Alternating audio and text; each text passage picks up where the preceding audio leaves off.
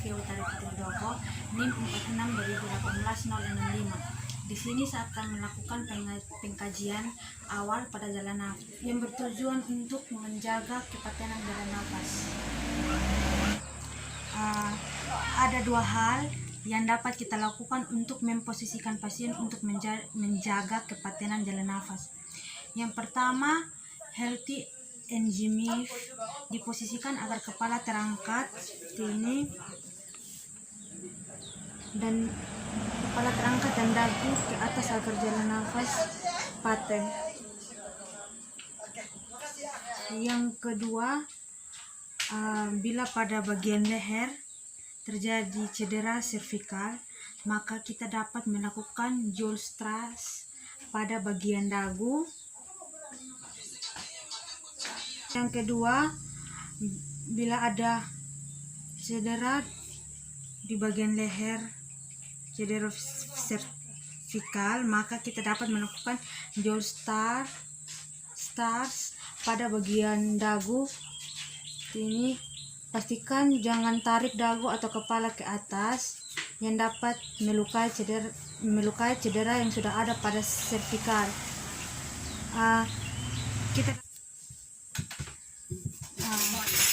Berikutnya kita dapat melihat pada saluran jalan nafas apakah ada sumbatan atau tidak.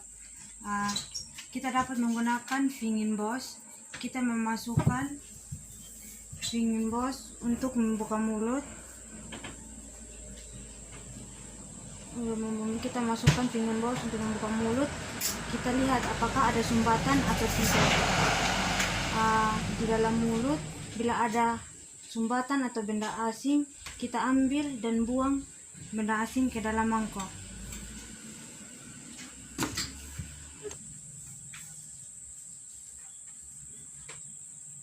Jika ada benda asing, kita ambil benda asingnya dan kita buang ke dalam bengkok.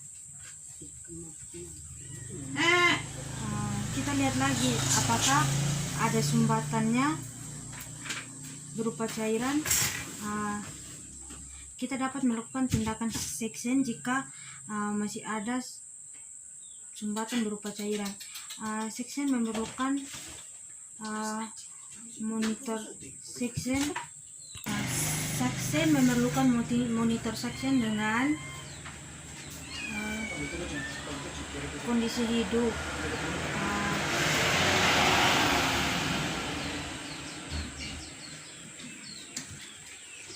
Tabung saksennya.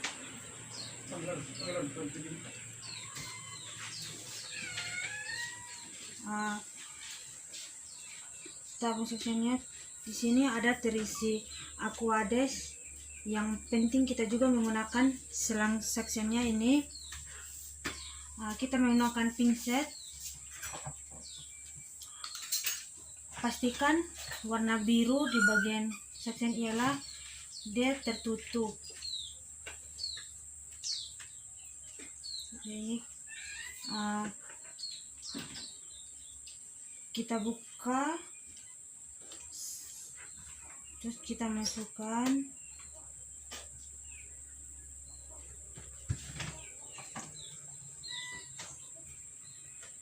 selama 10 hingga 15 detik. Kita tarik dengan posisi tertutup. Kita buang ke pembuangan.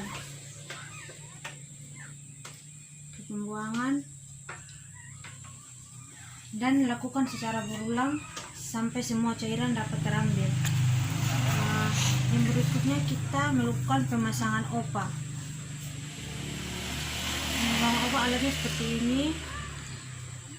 Dan kita akan memasukkan ke dalam mulut. Kita masukkan, lalu kita putar untuk membuka jalan nafas. Setelah obat dipasang, kita juga memasang mask. Seperti ini, kita memasang mask.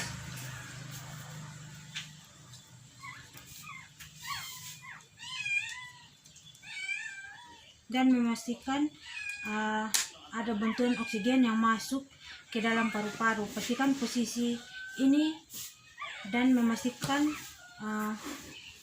menutup hidung Masih ini masih menutup hidung dan dagu. Dan bentuk tangan untuk memegang masih ini huruf C seperti ini. Dan kita memberikan oksigen 30 kali per menit.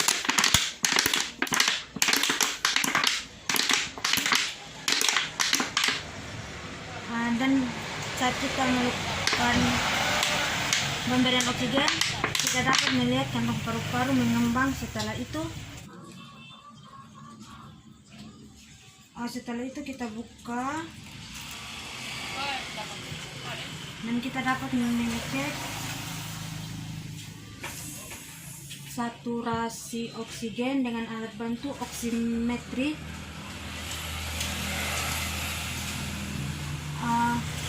Jika pasien menunjukkan saturasi 85 dan saat diraba adrenalinnya namun lambat atau lemah, maka kita akan melakukan tindakan intubasi. Dan kita membuka alat obat dengan cara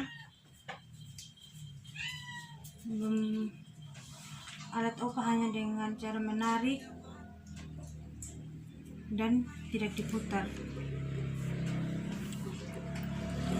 Alat yang digunakan untuk melakukan intubasi adalah laringoskopi.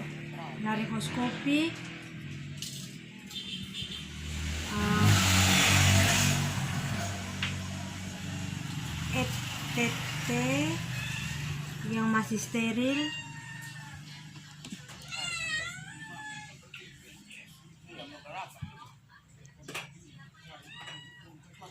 SPET 5 cc untuk fiksasi, dan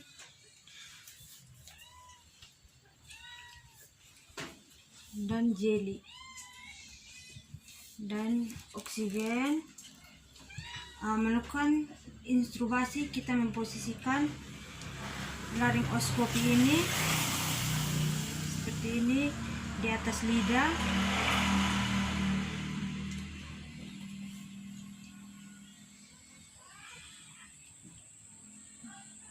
Dari lidah dimasukkan saluran selang ETT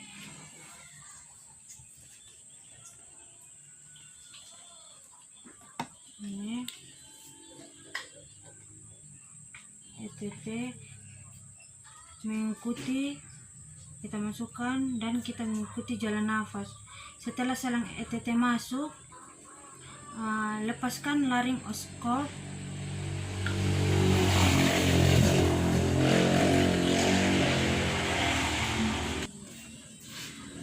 Setelah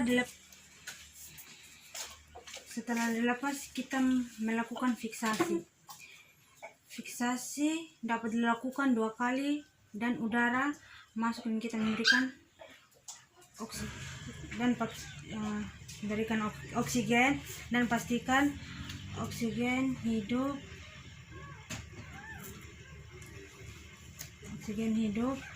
Dan kita melakukan 30 kali per menit. Dan setelah diberikan, kita lakukan fiksasi agar mengetahui selang ETT nyaman oleh pasien. Jadi sarung tangannya dibuka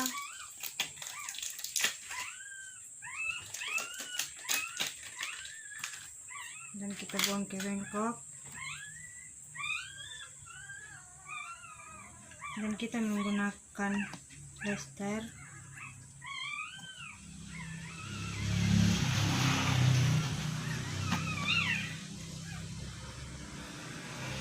Kita tempatkan ke pipi. Setelah itu kita periksa kembali saturasi oksigen.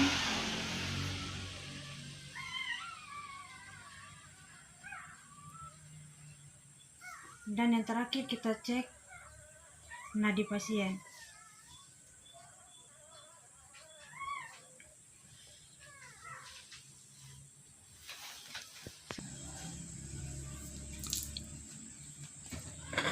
Yang berikutnya, proses penanganan gawat daruratan. Observasi pernafasan dan intervensi pernafasan. Tindakan ini dilakukan pada pasien yang mengalami gawat daruratan berkaitan dengan gangguan nafas atau gagal nafas. Penanganan breathing, melakukan pemeriksaan pernafasan menggunakan saturasi oksigen. Jika saturasi oksigen menunjukkan nilai kurang dari 90%, maka kita lakukan pemasangan masker oksigen.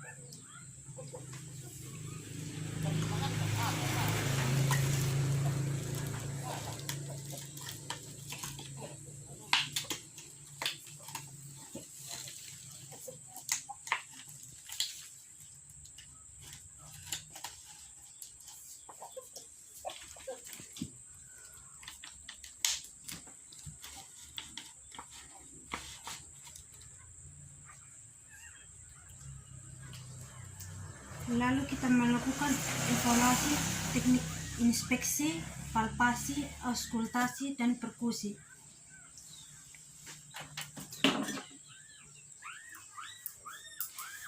Yang pertama, kita lihat apakah ada pergerakan di dinding dada dan kita lakukan auskultasi.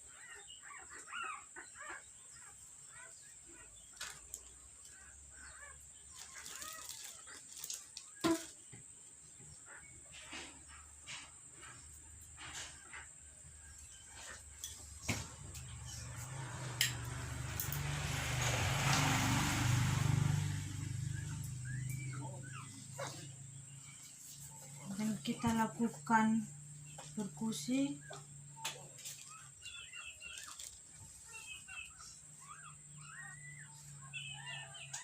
Begitu kita lakukan palpasi.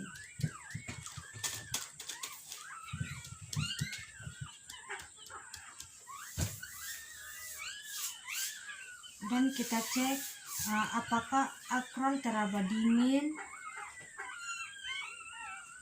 Kita cek kapilari refill time, apakah kurang dari 2 detik. Jika dijumpai adanya tanda openemotora,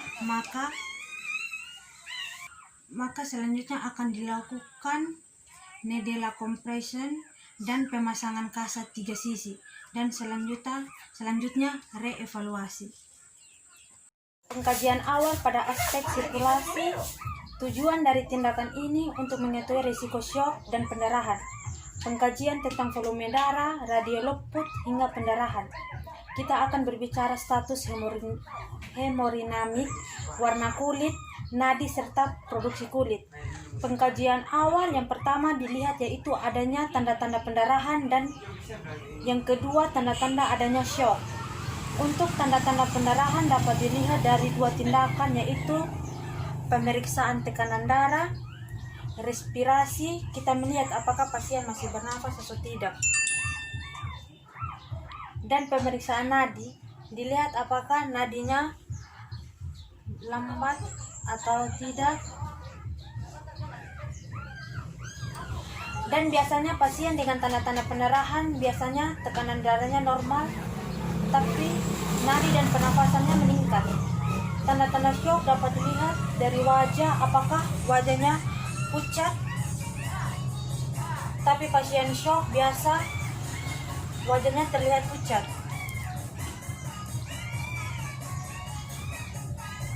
Kita lihat di bagian kuku pasien apakah kebiruan atau sinosis. Kita rasakan pada akral tangan, kita sentuh.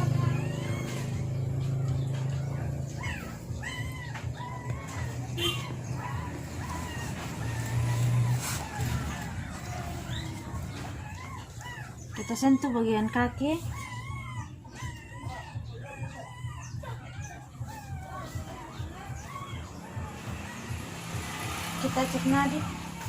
Kita cek nadi pada pasien syok, biasanya nadinya lambat dan lemah. Dan kita lihat juga apakah ada pendarahan yang aktif di bagian kaki bagian tangan dan kaki. Bila ada pendarahan kita lakukan 3T, yaitu kita tutup, kita tekan, dan kita tinggikan. Tindakan ini, 3T ini fungsinya untuk mencegah pendarahan atau penghentian darah. Dan biasanya kita melakukan pemindaian, dan biasanya untuk pasien shock kami melakukan pemasangan infus. Fungsinya untuk mempertahankan cairan tubuh. Bila kurang baru dilakukan transfusi darah.